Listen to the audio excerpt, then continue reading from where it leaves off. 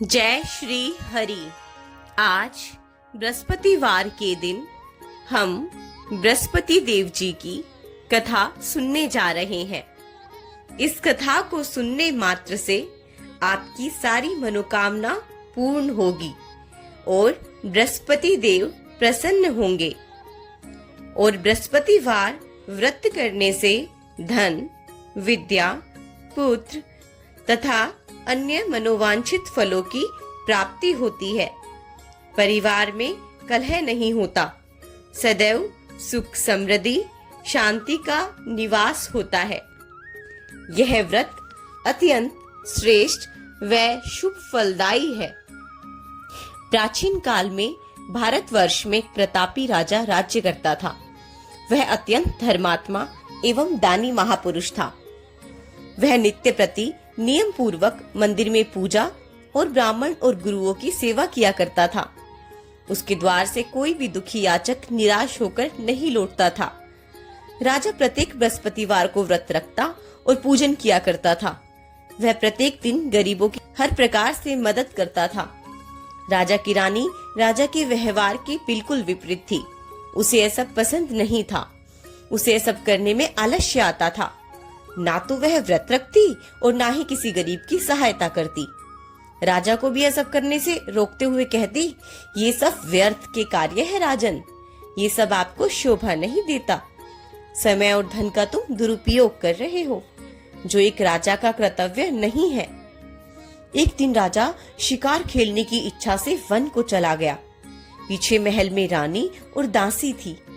उसी समय गुरु महाराज बृहस्पति देव साधु वेश में रानी के द्वार पर पहुंचकर भिक्षा मांगने लगे। साधु की आवाज सुन रानी द्वार पर आ साधु से कहने लगी, हे साधु महाराज, मैं इस दान पुण्य के कार्यों से तंग आ चुकी हूँ। इस कार्य के लिए तो मेरे पति ही काफी हैं। मैं तो यह चाहती हूँ कि किसी तरह यह धन नष्ट हो जाए और मैं आराम से रह सकूं। साधु के वेश में बृहस्पति देव बोले, हे देवी, तुम तो बड़ी विचित्र नारी हो। संतान और धन से कभी कोई मनुष्य दुखी नहीं होता। इसको तो सभी चाहते हैं। पापी भी पुत्र और धन की इच्छा करते हैं।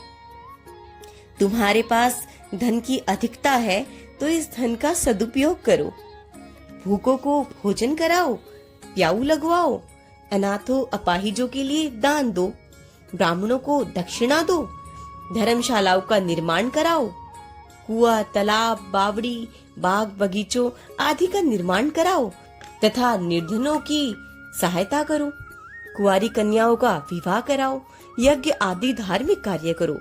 इस प्रकार के कर्मों को करने से आपके कुल का उत्थान होगा, उसकी कीर्ति फैलेगी एवं तुम्हें स्वर्ग की प्राप्ति होगी रानी। लेकिन आलसी रानी को ये बातें प्रिय नहीं लगी। वह बोली, हे साधु महाराज, मुझे ऐसा धन कदापि नहीं चाहिए जिससे मैं दूसरों को बांटती फिरूं तथा जिसके उपयोग से मैं अपना आरामदेह समय गवाती रहा करूं। तब साधु ने रानी से कहा, हे देवी, यदि तुम धन से इतनी ही दुखी हो तो मैं तुम्हें धन से मुक्ति पाने का एक उपाय बताता हूँ। तुम ऐसा ही करना जैसा मैं कहूँ। बृहस्पतिवार को घर गोबर से लीपना, अपने बालों को पीली मिट्टी से धोना, बालों को धोते समय स्नान करना, नाखून काटना, राजा से कहना कि वह हजामत बनवाए, भोजन में मांस मदिरा का प्रयोग करे, कपड़े धोबी से धुलवाना। इस प्रकार के कार्यों को केवल 7 बृहस्पतिवार करने से तुम्हें धन से मुक्ति मिल जाएगी। यह कहकर साधु वेश में बृहस्पतिवार देवता चले गए। रानी ने साधु के कहे अनुसार 7 बृहस्पतिवार तक ऐसा ही करने का निर्णय किया। साधु के कहे अनुसार करते हुए रानी को केवल 3 बृहस्पतिवार ही बीते थे कि राजा की सारी धन संपत्ति नष्ट हो गई। महल में भोजन के लिए अनाज नहीं रहा। तब दुखी होकर राजा रानी से कहने लगे, हे रानी, मैं दूसरे देश में कुछ कमाने जाता हूँ। तुम यहाँ पर दासी के साथ रहो, क्योंकि यहाँ मुझे हर मनुष्य जानता है। मैं यहाँ कोई कार्य नहीं कर पाऊंगा। देश चोरी परदेश भीख बराबर है। ऐसा कहकर राजा दूसरे देश चला गया। वह रोज जंगल में लकड़ी काटता और शहर आकर बेच देता। इस तरह वह अपना जीवन यापन करने लगा। इधर राजा के बिना रानी और दासी दुखी रहने लगी। किसी दिन भोजन मिल जाता तो खा लेती और कभी भोजन उपलब्ध न होने पर केवल जल पीकर ही सो जाती। एक दिन रानी और दासी को 7 दिन भूखे ही व्यतीत हो गए तो रानी दासी से बोली, हे दासी, यहाँ पास ही के नगर में मेरी बहन रहती है जो बहुत धनवान है, तो उसके पास जा और 5 सेर अनाज मांग ला, उससे कुछ दिन तो भोजन मिलेगा। दासी रानी की बहन के पास पहुंची। उस दिन बृहस्पतिवार था और रानी की बहन पूजा में मग्न थी। दासी ने कहा, हे रानी, मुझे आपकी बहन ने भेजा है, मुझे 5 सेर अनाज दे दो। दासी ने अपनी बात कई बार दोहराई, परंतु रानी ने कोई उत्तर नहीं दिया, क्योंकि उस समय रानी बृहस्पतिवार की कथा सुन रही थी।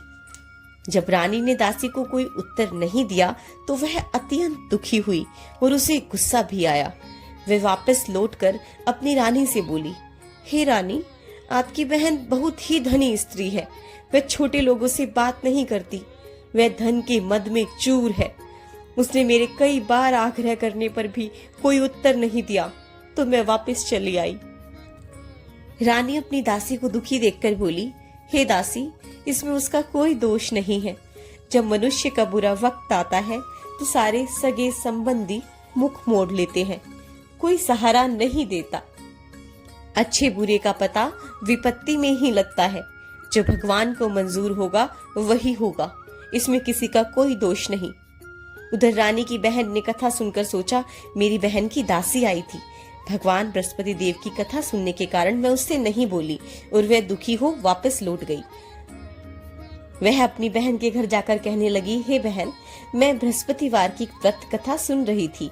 कथा के समय किसी से नहीं बोलते और ना ही अधूरी कथा बीच में छोड़ते हैं, इसीलिए मैं तुम्हारी दासी से तब तक बात ना कर सकी। कहो बहन, तुमने दासी को क्यों भेजा था? रानी अपनी बहन से बोली, बहन, हमारे घर में अनाज का एक दाना भी नहीं है, तुम तो सारी बात जानती हो। 7 दिन से हम भूखे हैं, इसीलिए मैंने अपनी दासी को तुमसे 5 सेर अनाज लेने भेजा था। रानी की बात सुनकर रानी की बहन बोली, बहन, बृहस्पति देव सब मनोरथों को पूर्ण करने वाले हैं, देखो शायद तुम्हारे घर में अनाज रखा हो। यह सुनकर दासी अंदर गई तो एक घड़ा भरा अनाज रखा मिला। उसे बड़ा आश्चर्य हुआ, क्योंकि उसने एक एक बर्तन देखा था, सारे बर्तन खाली थे, तो ये अनाज का भरा घड़ा यहाँ कैसे आ गया? वह सोचने लगी। उसने बाहर आकर रानी को बताया। बहन ने रानी और दासी को बताया कि घड़ा भर अनाज भगवान बृहस्पति देव की कृपा से आया है। यह सुनकर दासी ने रानी से कहा, हे रानी, देखो, जब हमें अन्न नहीं मिलता तो हम कई रोज तक भूखे रहते हैं। अगर सप्ताह में एक दिन भूखे रहकर यदि 6 दिन भोजन मिले तो क्या बुराई है? आप अपनी बहन से व्रत की विधि पूछ लीजिए ना, हम भी व्रत को विधि पूर्वक करेंगे।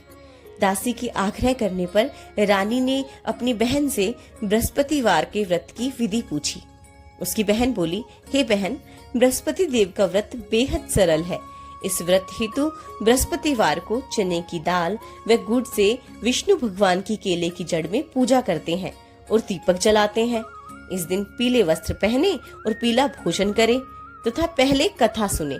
इस प्रकार गुरु बृहस्पति देव प्रसन्न होकर अन्न, धन तथा पुत्र देते हैं। व्रत और पूजन की विधि बताकर रानी की बहन अपने घर चली गई। रानी और दासी ने निश्चय किया कि वे बृहस्पतिवार का व्रत अवश्य करेंगी। जब बृहस्पतिवार आया तो उन्होंने व्रत रखा। वे गुड़साल में जाकर गुड़ चना बीन लाई और उससे केले की जड़ का पूजन किया। अब समस्याएं थी पीले भोजन की। पीला भोजन कहाँ से आए? दोनों बहुत दुखी हुई, परंतु भगवान बृहस्पति देव उनके व्रत से प्रसन्न हुए। वे एक साधारण व्यक्ति के रूप में 2 थालों में सुंदर पीला भोजन लेकर आए और दासी को देकर बोले, हे दासी, यह भोजन तुम्हारे और रानी के लिए है, अतः तुम दोनों यह भोजन कर लो। रानी को भोजन के विषय में कोई जानकारी नहीं थी। दासी अपनी रानी के पास जाकर बड़ी प्रसन्नता से बोली, रानी जी, भोजन कर लो। रानी दासी से बोली, जा तू ही कर ले भोजन। दासी बोली, हे रानी, एक व्यक्ति भोजन दे गया है। रानी बोली, वह व्यक्ति तेरे लिए ही भोजन दे गया है, जा जाकर तू ही भोजन कर। दासी ने कहा, नहीं रानी, वह केवल मेरे लिए नहीं, हम दोनों के लिए 2 थालों में अत्यधिक स्वादिष्ट भोजन दे गया है। आइए भोजन ग्रहण कीजिए। दोनों ने गुरु बृहस्पति देव को नमस्कार कर भोजन प्रारंभ किया। उसके बाद वे प्रत्येक बृहस्पतिवार को विधि पूर्वक व्रत करने लगी। बृहस्पति देव की कृपा से उनके पास पहले के ही समान धन हो गया, परंतु धन ने फिर से रानी को आलसी बना दिया। तब दासी बोली, देखो रानी, तुम पहले भी इसी आलस्य के वशीभूत होकर धन नष्ट कर चुकी हो। अब गुरु महाराज की कृपा से फिर सुख के दिन लौटे हैं, तो तुमने फिर से आलस्य का दामन थाम लिया है। बड़ी मुसीबतों के उपरांत हमें धन की प्राप्ति हुई है, अतः हमें अब दान पुण्य करना चाहिए। दासी की बात मानकर रानी भूखों को भोजन कराने लगी। उसने प्याऊ लगवाए, ब्राह्मणों को धन दिया, अपाहिजों और अनाथों को दान दिया, कुएं, तालाब, बावड़ी, बाग, बगीचे लगवाए, मंदिरों, पाठशालाओं, धर्मशालाओं का निर्माण कराया, निर्धनों को धन दिया, कुंवारी कन्याओं की शादी करवाई। उसने अपना काफी धन शुभ कार्यों में खर्च किया, जिससे रानी की प्रसिद्धि फैलने लगी, उसके कुल की कीर्ति बढ़ने लगी। दासी की बात मानने से उसके पितृ भी अत्यंत प्रसन्न हुए। अपने अच्छे कर्मों व बृहस्पति देव के व्रत से रानी की बुद्धि ठीक हो।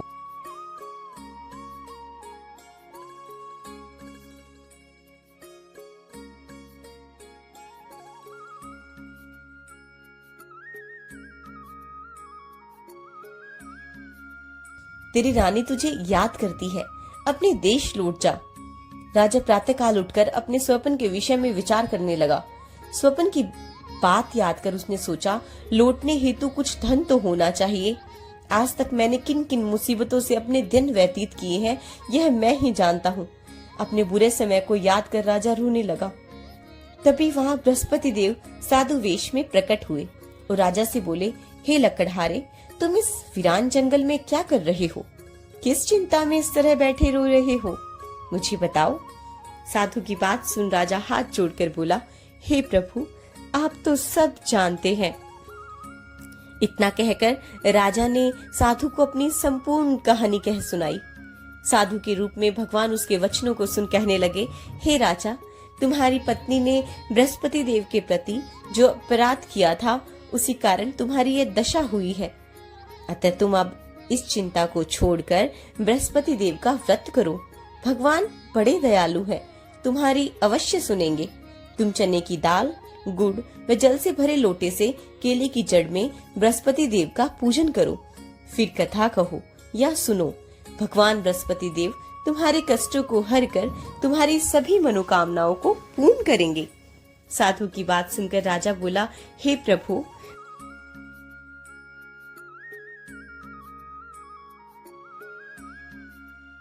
मुझे लकड़ी बेचकर भोजन करने के लिए भी पर्याप्त धन नहीं मिलता, तो मैं व्रत कैसे करूं? मुझे रात स्वप्न में अपनी पत्नी अत्यंत व्याकुल दशा में दिखाई दी है। मेरे पास कोई साधन नहीं जो मैं उसका हाल जान सकूं। साधु विनम्र वचनों से राजा से बोला, हे राजन, तुम किसी बात की चिंता मत करो। बृहस्पतिवार के दिन तुम रोज की तरह ही लकड़ियां शहर में बेचने जाना।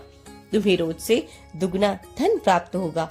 उस धन से तुम बृहस्पति देव का पूजन कर मुझसे सुनी हुई कथा कहना। भगवान बृहस्पति देव तुम्हारी सभी मनोकामनाएं पूर्ण करेंगे। साधु महाराज ने कथा शुरू की।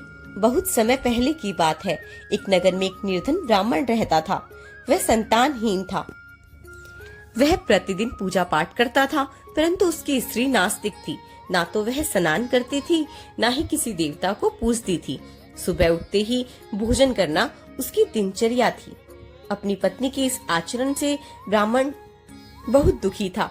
वह अपनी पत्नी को समझा समझा कर थक गया था, परंतु परिणाम वही ढाक के तीन पात रहे। अपनी पत्नी के इस आचरण से ब्राह्मण बहुत दुखी था। ब्राह्मण की पूजा अर्चना से प्रसन्न हो एक दिन भगवान ने ब्राह्मण को पुत्र प्राप्ति का वरदान दिया। 9वें मास ब्राह्मण के घर एक कन्या का जन्म हुआ। वह अपने पिता की छत्र छाया में बढ़ने लगी। वह कन्या अत्यंत धार्मिक प्रवृत्ति की थी। वह प्रातः उठकर भगवान विष्णु का जप किया करती थी। उसने बृहस्पतिवार के व्रत भी करने शुरू कर दिए थे। प्रातः पूजा कर स्कूल जाती तो मुट्ठी भर जो सारे रास्ते पाठशाला तक डालती जाती और लौटते समय वही जो स्वर्ण की हो जाती तो उन्हें बीनकर घर ले आती।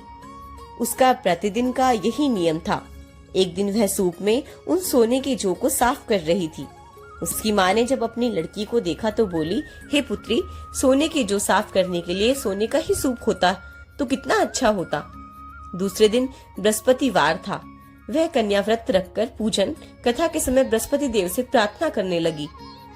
हे महाप्रभु गुरुदेव, यदि मैं शुद्ध मन, कर्म, वचन से आपकी पूजा अर्चना करती हूँ तो आप मुझे सोने का सूप देने की कृपा करें। बृहस्पति देव उस बालिका की पूजा से प्रसन्न थे। उन्होंने उस कन्या की प्रार्थना स्वीकार कर ली। प्रतिदिन की तरह वह कन्या जौ बिखेरती हुई चली गई। जब वह लौटते समय जौ बीन रही थी तो उसे सोने का सूप भी रास्ते में ही पड़ा हुआ मिला। बृहस्पति देव की कृपा से वह अत्यंत प्रसन्न थी। एक दिन वह बालिका सोने के सूप में सोने के जौ साफ कर रही थी। उसी समय उस नगर का राजकुमार वहां से होकर जा रहा था। वह उस कन्या के रूप पर मोहित हो गया। राजमहल में जाकर उसने अन्न जल त्याग दिया और उदास भाव से अपने शयन कक्ष में पड़ा रहा। जब यह समाचार राजा को मिला तो वे चिंतित हो मंत्रियों सहित राजकुमार के शयन कक्ष में पहुंचा और अपने पुत्र के पास जाकर पूछा, हे पुत्र, क्या बात है? तुम्हें क्या कष्ट है? क्या तुम्हारा किसी ने अपमान किया है या अन्य कोई कारण है? मुझसे कहो, मैं वही करूंगा जिससे मेरे प्रिय पुत्र की खुशियां लौट आए। राजकुमार अपने पिता की चिंतित वाणी सुनकर बुझे बुझे स्वर में बोला, हे पिताश्री, मुझे आपकी छत्र छाया में किसी प्रकार का कोई दुख नहीं है, ना ही मेरा किसी ने अपमान किया है। मैं तो उस लड़की से विवाह करना चाहता हूँ जो सोने के सूप में सोने के जौ फटक रही थी। अपने पुत्र की बात सुनकर राजा को घोर आश्चर्य हुआ और बोला, हे पुत्र, उस लड़की का पता हमें बताओ, मैं अवश्य ही तुम्हारा विवाह उस कन्या से करा दूंगा। अपने पिता के वचनों को सुन राजकुमार ने अपने पिता से सारा वृतांत कह सुनाया और बहुत प्रसन्न हुआ। राजा ने अपने मंत्री को उस लड़की के घर भेजा और कहा, उस ब्राह्मण से कहो कि हम अपने पुत्र का विवाह उसकी पुत्री से करना चाहते हैं। मंत्री ब्राह्मण के घर पहुंचा और उसे राजा का आदेश कह सुनाया। कुछ ही दिन के बाद ब्राह्मण की पुत्री का विवाह राजा के पुत्र से विधिवत संपन्न हुआ। सौभाग्यवती पुत्री के विदा हो जाने के उपरांत ब्राह्मण के घर में फिर से वही गरीबी निवास करने लगी। दोनों समय का भोजन भी मुश्किल से मिलता था। जब एक दिन घर में बनाने को अन्न का एक दाना तक नहीं था तो मजबूर होकर ब्राह्मण अपनी पुत्री से मिलने गया। अपने पिता की दीनहीन दशा देखकर वह बहुत दुखी हुई और उसने अपनी माँ का हाल पूछा तो ब्राह्मण ने सारी दशा कह सुनाई और अपनी माँ के विषय में सुनकर उसे बहुत गुस्सा आया। अपने पिता की दशा में सुधार करने के विचार से पिता को बहुत सा धन देकर लड़की ने विदा किया। कुछ समय सुखपूर्वक बिताकर ब्राह्मण फिर उसी दीन दिशा में चला गया। ब्राह्मण फिर अपनी पुत्री के पास पहुंचा और सारा हाल अपनी पुत्री को कह सुनाया। पिता की बात सुनकर उसकी पुत्री बोली, हे पिताजी, आप माताजी को कृपया यहाँ लेकर आए। मैं उन्हें यह विधि विस्तार पूर्वक बता दूंगी जिससे गरीबी दूर हो जाएगी। ब्राह्मण देवता वापस अपने घर पहुँचे और अपनी पत्नी को अपनी पुत्री के पास राजमहल लेकर पहुँचे। लड़की ने अपनी माँ को समझाया, हे माँ, तुम प्रातः उठकर स्नान आदि करके विष्णु भगवान की पूजा करने के पश्चात ही भोजन ग्रहण किया करो, तभी दरिद्रता दूर होगी। परंतु उसकी बुद्धि पर अपनी पुत्री के उपदेशों का कोई प्रभाव नहीं पड़ा। एक दिन उसकी पुत्री को बहुत क्रोध आया। अगले दिन गुरुवार था। उसने अपने पिता की कोठरी उसी रात खाली करवाकर अपनी माँ को उसमें बंद कर दिया। प्रातः ही कोठरी खोलकर अपनी माँ को स्नान करवाकर पूजा पाठ करवाया। प्रभु की कृपा से उसकी माँ की बुद्धि ठीक हो गई और वह हर बृहस्पतिवार के व्रत करने लगी। इस व्रत के प्रभाव से उसकी माँ को पुत्र एवं धन की प्राप्ति हुई और मृत्यु के पश्चात दोनों पति पत्नी को मोक्ष की प्राप्ति हुई। राजा को बृहस्पति देव की कथा सुनाकर साधु अंतर्ध्यान हो गए। धीरे धीरे समय व्यतीत होने लगा। बृहस्पतिवार के दिन राजा जंगल से लकड़ी काटकर शहर में बेचने गया। वहां उसे लकड़ियों के अच्छे दाम मिले। राजा ने बचे धन से चना, गुड़ व अन्य सामग्री लेकर बृहस्पति देव का व्रत व पूजन किया।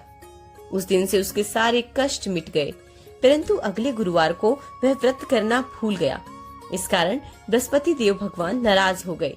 उस दिन उस नगर के राजा ने भव्य यज्ञ तथा भोज का आयोजन किया था।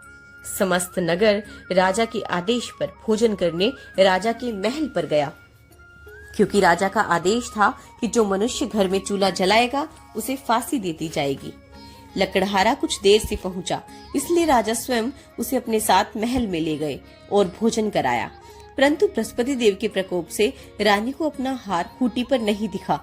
रानी को यह विश्वास हो गया कि उसका हार उस लकड़हारे ने ही चुराया है। लकड़हारे को बंदी बनाकर जेल में डाल दिया गया। जब लकड़हारा जेल खाने में गया तो दुखी मन से विचार करने लगा कि ना जाने कौन से पूर्व जन्म के पापों की सजा मुझे मिल रही है। ठीक उसी समय राजा को साधु महात्मा की याद आई जो उसे जंगल में मिला था। उसके बाद बृहस्पति देव साधु रूप में प्रकट हो राजा की दीन दशा को देखकर बोले, अरे मूर्ख, तूने गुरुवार की कथा नहीं कही। तू उनकी पूजा से विमुख हुआ, इसलिए तुझे दारुण दुख प्राप्त हुआ है। तू चिंता मत कर, बृहस्पतिवार को तुझे जेल के दरवाजे पर 4 पैसे मिलेंगे। तो उनसे गुड़ चना मंगाकर बृहस्पतिवार की कथा कहना, तेरे सभी कष्ट मिट जाएंगे। ऐसा कहकर साधु अंतर्ध्यान हो गए। अगले दिन गुरुवार था।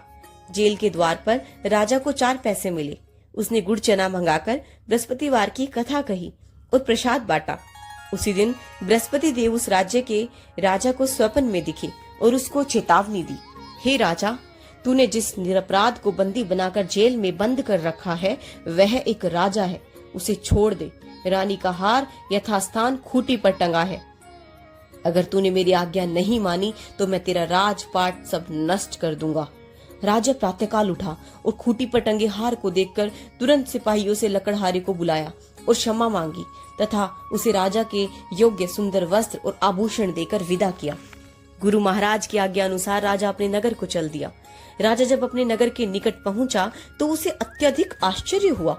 नगर में पहले से अधिक बाग, तालाब, कुएं तथा बहुत सी धर्मशालाएं, मंदिर आदि बने हुए थे। राजा ने एक व्यक्ति से रोककर पूछा, अरे सुनो, ये धर्मशालाएं और बाग किसने बनवाए हैं? मनुष्य बोला, ये बाग बगीचे, धर्मशालाएं, पाठशालाएं यहाँ की रानी और दासी ने बनवाए हैं। यह सुनकर राजा को अत्यधिक क्रोध आया।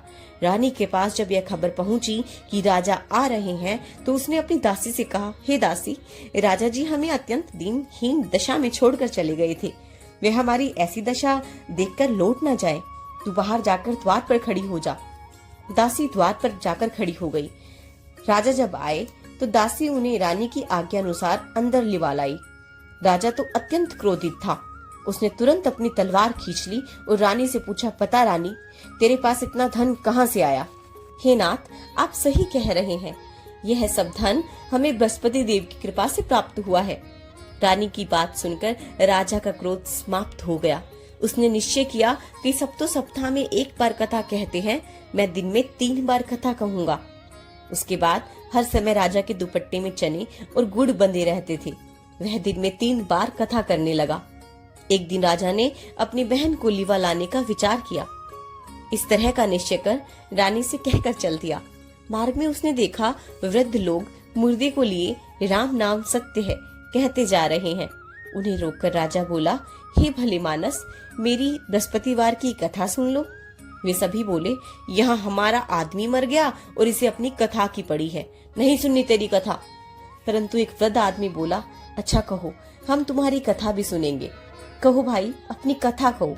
राजा ने चने गुड़ निकालकर कथा आरंभ की। मुर्दा हिलने लगा। कथा समाप्त होते ही मुर्दा राम राम करके उठकर बैठ गया। लोग आश्चर्यचकित हो कथा के चमत्कार के प्रति नतमस्तक हो गए। राजा अपनी घोड़ी पर सवार होकर आगे बढ़ा। आगे उसे खेत पर किसान मिला। राजा किसान से बोला, भैया जरा ठहरो, तुम मुझसे भगवान बृहस्पति देव की कथा सुन लो। किसान राजा से बोला, आगे जाओ भैया, जितनी देर में मैं तुम्हारी कथा सुनूंगा उतनी देर में मैं 4 हरैया जोत लूंगा। नहीं भाई, मुझे नहीं सुननी तुम्हारी कथा। किसान के ऐसा कहते ही उसके बैल पछाड़ खाकर गिर पड़े। खुद किसान भयंकर पेट दर्द से तड़पने लगा। तभी किसान की पत्नी खेत पर रोटी लेकर पहुंची। चिंतित होकर उसने अपने पुत्र से कहा, हे पुत्र, क्या हुआ तेरे पिता को? ये अभी तो अच्छे भरे थे। तब लड़के ने अपनी माँ को सारी बात बताई। वह दौड़कर राजा के करीब पहुंचकर बोली, हे राजन, रुको, मैं सुनूंगी तुम्हारी कथा, परंतु कथा मेरे खेत पर चलकर कहनी होगी। राजा खेत पर पहुंचा। उसने चने और गुड़ हाथ में लेकर कथा कही, प्रसाद बांटा। किसान के बैल पुनः ठीक हो गए और किसान भी स्वस्थ हो गया। राजा सीधा अपनी बहन के घर पहुंचा। बहन ने अपने राजा भैया की बहुत आवाभगत की। राजा की अभी एक समय की कथा बाकी थी। वह अपनी बहन से बोला, बहन, मुझे कथा कहनी है। तुम कोई ऐसा मनुष्य ले आओ जिसने कुछ न खाया हो, उसे ही मैं कथा सुना सकता हूँ। अपने भाई की बात सुन राजा की बहन बोली, भैया, हमारे नगर में तो सभी सबसे पहले भोजन करते हैं, तत्पश्चात ही कुछ कार्य करते हैं। ऐसे में कोई भूखा तो मिलना कठिन है, फिर भी मैं देखती हूँ। ऐसा कहकर राजा की बहन किसी भूखे व्यक्ति की टोह में निकल पड़ी। सारा नगर छान मारा, परंतु ऐसा कोई नहीं मिला जो बिना खाए हो। अंत में वह एक गरीब किसान के घर पहुंची। वहां पर उस किसान का पुत्र अत्यंत बीमार था, इसीलिए 3 दिन से किसान ने कुछ नहीं खाया था। उसने तुरंत अपने भाई को वहीं बुला लिया और कथा कहने को कहा। किसान ने राजा की कथा सुनी। उसका लड़का ठीक हो गया। राजा की प्रशंसा पूरे नगर में होने लगी। राजा अपनी बहन से बोला, हे बहन, मैं अपने घर को जाऊंगा, तुम भी मेरे साथ चलो। राजा की बहन अपनी सास से पूछने गई, माताजी, मेरे भैया मुझे अपने साथ ले जाना चाहते हैं। बहन की सास ने कहा, तू तो चली जा, परंतु बच्चों को मत ले जाइयो, तेरी भाभी की कोई औलाद नहीं है। राजा की बहन ने सारी बात अपने भैया से कह दी। अपनी बहन की बात सुनकर राजा बोला, जब बच्चे ही नहीं जाएंगे तो तू क्या करेगी, तू भी यहीं रह। राजा दुखी मन से वापस लौट आया। घर आकर उसने अपनी पत्नी से सारी बात बताई। वह भी अत्यंत दुखी हुई। रानी बोली, हे बृहस्पति देव, आपकी अनुकंपा से हम सर्व सुखी हैं। हे प्रभु, मुझे पुत्र भी दे दो तो मुझ पर लगा कलंक धुल जाएगा। और देखो, बृहस्पति देव ने उसकी प्रार्थना सुन ली। 9वें मास रानी की एक सुंदर पुत्र पैदा हुआ। राजा की बहन भी आई। तब रानी ने ताना मारा, घोड़ा चढ़ी ना आई, गधो चढ़ी आई।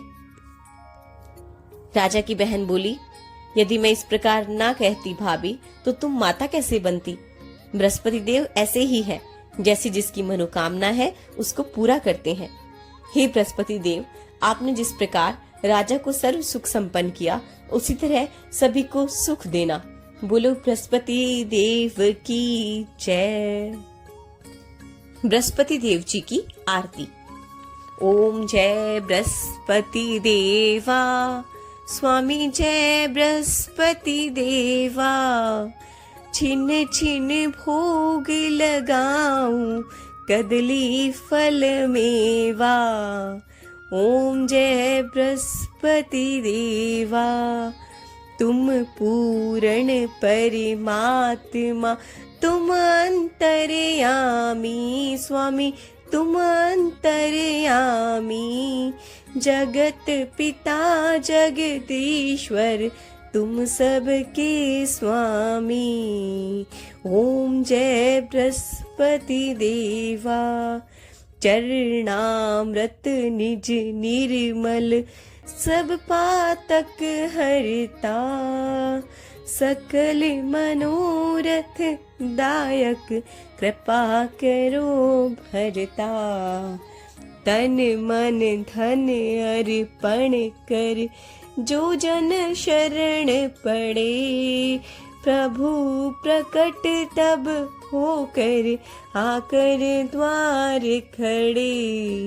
ओम जय बृहस्पति देवा, दीन दयाल दयानिधि, भक्तन हितकारी।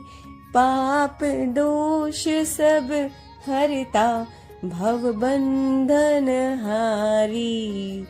ओम जय बृहस्पति देवा, सकल मनोरथ दायक, सब संशय हारी। विषय विकार मिटाओ, संतन सुखकारी। ओम जय बृहस्पति देवा, जो कोई आरती तेरी प्रेम सहित गावे स्वामी, आनंद सहित गावे। ज्येष्ठानंद आनंद कर सो निश्चय पावे। ओम जय बृहस्पति देवा। बोलो विष्णु भगवान की जय, बोलो भगवान बृहस्पति देव की जय।